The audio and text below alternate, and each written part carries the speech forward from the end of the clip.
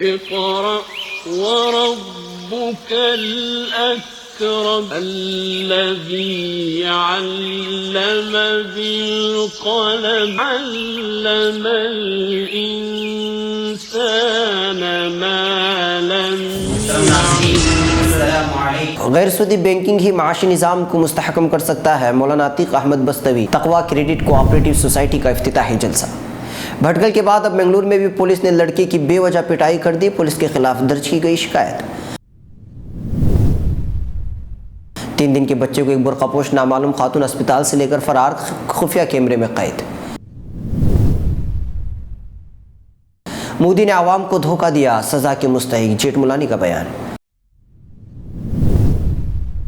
روس شام میں سنگین غلطی کا مرتکب ہو رہا ہے. اردوغان شام میں روس کی فضائی مہم ترکی کے لیے بالکل ناقابل قبول اور پریشان کن ہے.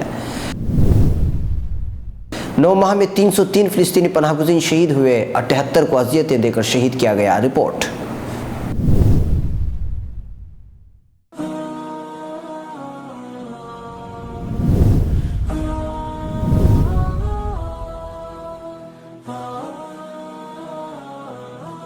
جب ایک جنونی بھیڑ سے انسانیت کا قتل ہو جائے. ناظرین، اس ہفتے میں اس جنونی بھیڑ کا تذکرہ کرنے جا رہا ہوں جس نے افواہ پر ایک انسانیت کا قتل کر دیا. میں درد بھرا منظر نہیں دکھاؤں گا بلکہ سازشوں کی پول کھولوں گا. اس ہفتے دیکھنا نہ بھولیں فکر و خبر کی سیدھی بات میرے ساتھ.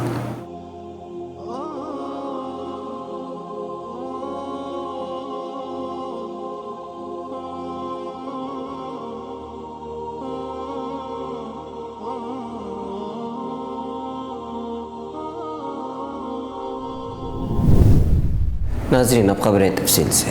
بھٹکل سودی نظام معیشت یہودیوں کا برپا کیا ہوا ہے. انہوں نے یہ نظام پوری دنیا پر مسلط کیا، حتیٰ کہ مسلم ممالک بھی اس کی زد میں آ گئے. جب یہ نظام ناکام ثابت ہوا اور دنیا نے متبادل نظام کی تلاش شروع کی تو سوائے اسلام کی کسی بھی مذہب میں ان کو متبادل نظام نہیں ملا.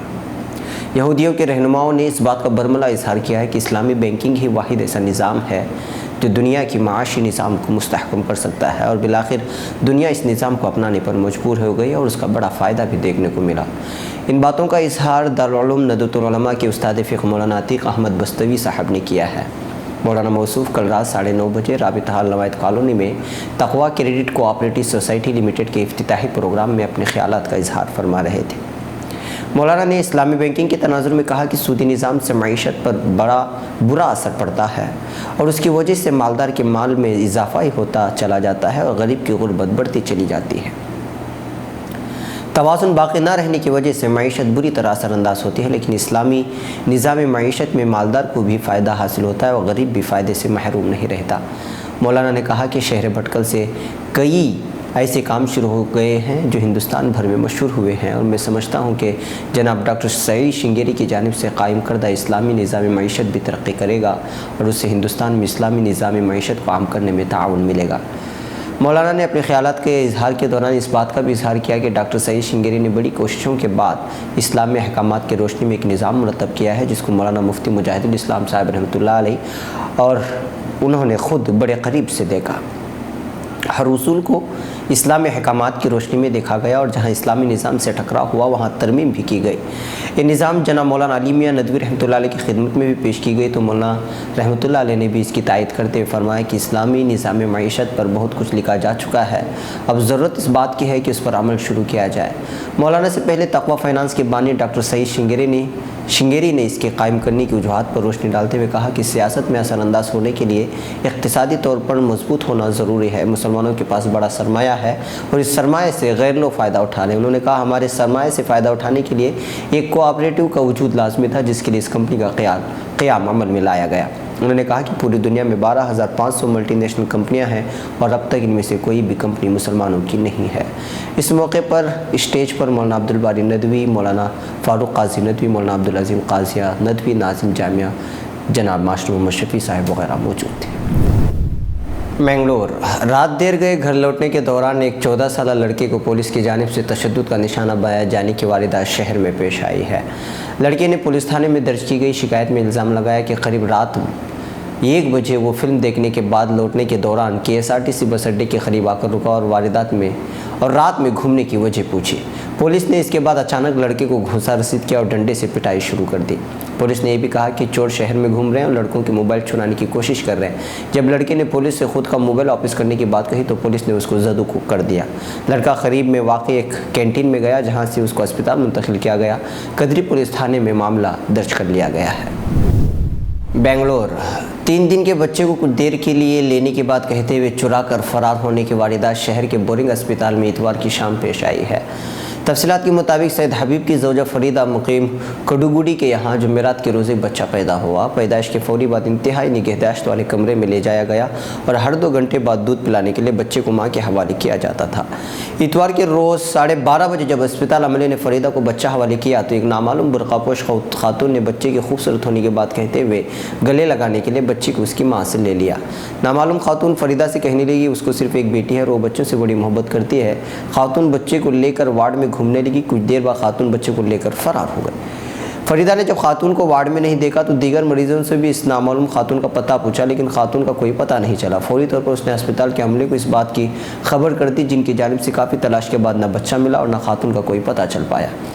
पुलिस की जानिब से पूरे अस्पताल में तलाश करने के बाद बच्चा और खातून का जब कोई पता नहीं चला तो उन्होंने सीसीटीवी कैमरे में देखा तो एक बुरकापोश औरत बच्चे को लेकर अस्पताल से बाहर जाते हुए महफूज हुआ है। बताया जा रहा है कि सीसीटीवी कैमरा फुटेज के साफ न होने की वजह से खातून की शनाख्त नहीं हो पा रही है। अस्पताल के मेडिकल अफसर ने कहा कि इसमें अस्पताल की लापरवाही का कोई दखल नहीं है। पटना वज़ीर-ए-आज़म नरेंद्र मोदी पर शदीद तनकीद करते हुए वाजपेयी हुकूमत के वज़ीर क़ानून राम जेठमलानी ने कहा है कि वज़ीर-ए-आज़म नरेंद्र मोदी ने आवाम को धोखा किया है, चुनांचे वो सज़ा के मुस्तहिक़ हैं। राम जेठमलानी ने कहा कि आवाम को चाहिए कि बिहार असम्बली इंतखाबात में मोदी को शिकस्त देते हुए उन्हें सज़ा दें। अगर मेरे पास वोट होता तो मैं उसे नीतीश कुमार के हक़ में इस्तेमाल करता ताकि मोदी को शिकस्त फाश हो जाए। उन्होंने कहा कि बिहार नुक़्ते आगाज़ होना चाहिए बीजेपी को शिकस्त देने के लिए, क्योंकि उन्होंने राम जेठमलानी को बेवकूफ़ बनाया है लेकिन बिहार के आवाम को बेवकूफ़ नहीं बना सकते। जेठमलानी को 2013 ईस्वी में बीजेपी से खारिज कर दिया गया था क्योंकि उन्होंने बरसर-ए-आम सदर बीजेपी नितिन गडकरी के खिलाफ बगावत शुरू कर दी थी। इस्तांबुल तुर्क सदर रजब तैयब एर्दोगान ने खबरदार किया है कि रूस शाम में संगीन गलती का मुर्तकिब हो रहा है और उसकी फ़िज़ाई मुहिम बिल्कुल नाकाबिल कबूल है। वो इतवार को इस्तांबुल के हवाई अड्डे पर फ्रांस के दौरे पर रवाना होने से कबल सहाफ़ियों से गुफ्तगू कर रहे थे। उन्होंने कहा कि रूस के शाम में इक़दाम और उसकी बमबारी की मुहिम तुर्की के लिए काबिल कबूल नहीं है। बदकिस्मती से रूस संगीन गलती कर रहा है। उन्होंने कहा कि रूस के साथ तुर्की के दोस्ताना ताल्लुकात के बावजूद उसके शाम में इक़दाम हमारे लिए परेशान कुन हैं और उनके नतीजे में रूस को खित्ते में तन्हाई का भी सामना हो सकता है। रूस और तुर्की शाम में जारी बहरान के हवाले से मुतज़ाद मौक़िफ़ रखते हैं। रूस सदर बशर अल-असद का खानी जंगी छिड़ने के बाद से सबसे बड़ा पुश्तीबान मुल्क है, जबकि तुर्की बहरान के हल के लिए इनकी इख्तिदार से अलहदगी का मुतालबा कर रहा है। तुर्क क़यादत का कहना है कि बशर अल-असद का शाम की मुस्तक़बिल में कोई किरदार नहीं है। एर्दोगान ने न्यूज़ कॉन्फ्रेंस में 2 टोक अल्फाज में कहा है कि ये सिर्फ रूस ही नहीं बल्कि ईरान भी बशर अल-असद का दिफा कर रहा है, हालांकि वो शाम में रियासती दहशतगर्दी को बरक़रार ला रहे हैं। रूस की तरह ईरान भी शामी सदर की मुसलसल हिमायत कर रहा है। रूस के लड़ाका तैयारी गुश्ताबुज़ से शाम में दाइश के ठिकानों पर बमबारी कर रहे हैं, जबकि तुर्की और अमरीका की क़यादत में दाइश मुखालिफ इत्तेहाद में शामिल ममालिक इस फ़िज़ाई मुहिम की मुखालिफत कर रहे हैं। लंदन शाम में फ़िलिस्तीनी पनाहगज़ीनों के हकूक़ के लिए काम करने वाली तंजीम फ़िलिस्तीन शाम एक्शन ग्रुप की जानिब जारी एक रिपोर्ट में बताया गया है कि रवां साल के दौरान शाम में पुरतशद्दुद वाक़यात के नतीजे में कम से कम 303 फ़िलिस्तीनी पनाहगज़ीन जाम शहादत नोश कर चुके हैं। एक्शन ग्रुप की जानिब से रवां साल 2015 के पहले 9 माह में शाम में फ़िलिस्तीनी पनाहगज़ीनों की शहादतों, गिरफ्तारियों और ज़ख्मियों के आदाद शुमार पर मबनी रिपोर्ट जारी की गई है। इंसानी हकूक़ ग्रुप की रिपोर्ट में शाम में फ़िलिस्तीनी पनाहगज़ीनों को दरपेश मुश्किलात का तफसील से अहाता किया गया है। रिपोर्ट में बताया गया है कि 2011 के अवाइल से जारी बगावत के दौरान अब तक कई फ़िलिस्तीनी पनाहगज़ीन शहीद हो चुके हैं। रिपोर्ट में तमाम शहदा के नाम, तारुफ और जाए शहादत की भी तफसीलात जारी की गई हैं। जेलों में बंद और लापता फ़िलिस्तीनियों के बारे में मुकम्मल मालूमात फराहम की गई। रिपोर्ट में बताया गया है कि पिछले 9 माह के दौरान शामी फ़ौज के जेलों में पाबंद सलासिल 78 फ़िलिस्तीनियों को अज़ियतें देकर शहीद किया गया। रिपोर्ट के मुताबिक शाम में बशर अल-असद की फ़ौज और दूसरे दहशतगर्द ग्रुपों के हमलों के खौफ से लाखों फ़िलिस्तीनी पनाहगज़ीन लबनान, तुर्की और यूरोपीय मुल्कों को नक़ल मकानी पर मजबूर हुए हैं। नक़ल मकानी करने वाले पनाहगज़ीन भी बदतरीन माशी मुश्किलात का सामना कर रहे हैं। नाज़रीन, ये थी फ़िक्र ख़बर वीडियो न्यूज़ की अहम तरीन ख़बरें। मज़ीद आलमी, खलीजी, मुल्की और मकामी ख़बरों के लिए स्क्रीन पर दिए जा रहे हमारे वेबसाइट्स तक आने की ज़हमत फरमाएँ। फिर मुलाकात होगी। वस्सलामु अलैकुम वरहमतुल्लाहि वबरकातुहू।